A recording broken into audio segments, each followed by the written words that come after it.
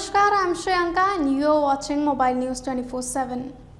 Let's have a look on the top headlines of the day. In a massive development in the DRDO espionage case, CID of Rajasthan informed that a Class 4 employee of the Military Engineering Services in Jodhpur has also been honey-trapped seeking Odisha Crime Branch assistance in the issue. Moreover, Odisha Crime Branch has established that one of the arrested person has received money from Lulu International Agency, a money transfer company in Dubai. According to sources, rupees 38,000 deposited in the bank account of one of the arrested persons in the case, Basant Behra. Rupees 24,000 has been found to have been transferred through the agency.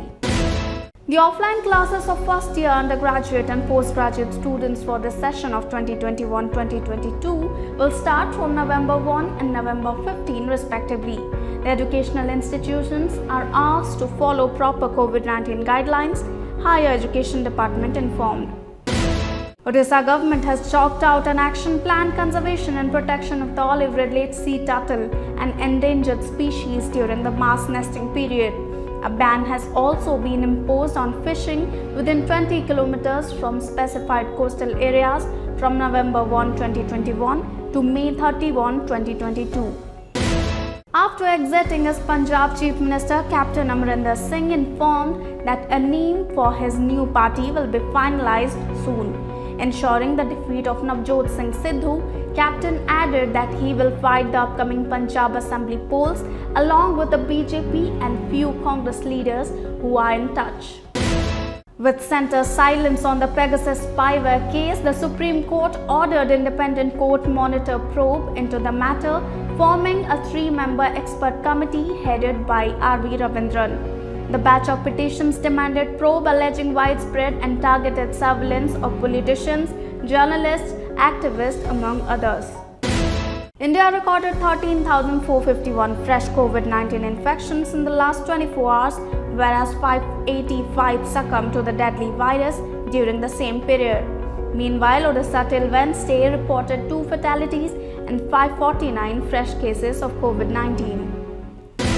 Inaugurating a 3-day state-level startup workshop at Krishi Bhavan, Agricultural and Farmers Empowerment Minister Arun Kumar Sahu launched Green AG project. He mentioned that Odisha is one of the first states in the country to take action on climate change due to the visionary guidance of Honorable Chief Minister Shri Naveen Patnaik. India voiced concern over a new land border law passed by China. It stated that Beijing's unilateral decision to bring out the legislation could have implications on the existing bilateral arrangements on border management. Indian Railways is running nearly 668 special services to ensure smooth and comfortable travel to the passengers during this festive season. Special trains have been planned to connect major destinations across the country on railway sectors. In a major drug haul, Bhadrak Rural Police has seized a huge cache of brown sugar during checking along with the arrest of 2 persons. In another case, a joint team of the Special Task Force and police have arrested a person with an elephant tusk near Antulia under Angul Forest Division. At least 3 dance bars were sealed following a raid in the capital city for running without any prior permission. A flying squad officials from Cuttack and Bhubaneswar excise officials conducted raids at several dance bars including Selfie, Ekamra, Ashoka, Nasha situated on Cuttack Road along with issuance of show cause notices to 2 other dance bars. Sukmawati Sukarno Putri, daughter of first Indonesian President Sukarno, has officially converted to Hinduism from Islam.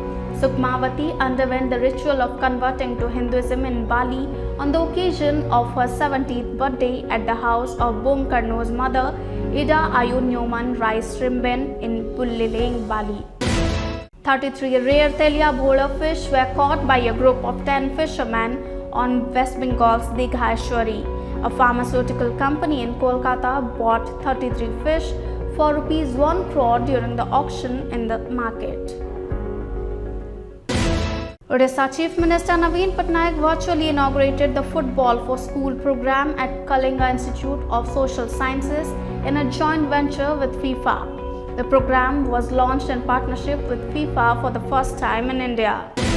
Following the Holy Trinity's Banaklagi ritual today, where Datta Mahapatra servitors performed the secret ritual with traditional singar, the temple administration has come up with a good news for Puri devotees. Puri residents will be able to visit Sri Mandir through both Lion Gate and the West Gate from November 1. The COVID-19 vaccination certificate and RT-PCR report are mandatory for visitors along with obeying all COVID-19 guidelines. To stay updated, keep watching Mobile News 24/7.